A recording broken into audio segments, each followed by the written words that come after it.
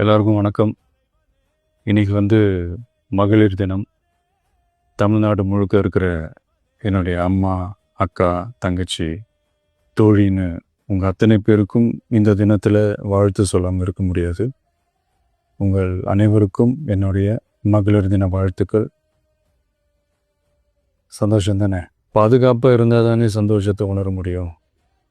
அப்படி எந்த பாதுகாப்பும் இல்லாதப்போ, இன்செக்யூரிட்டியாக இருக்கிறப்போ எந்த சந்தோஷமும் இருக்காது தானே அப்படின்னு நீங்கள் நினைக்கிறது எனக்கு புரியுது.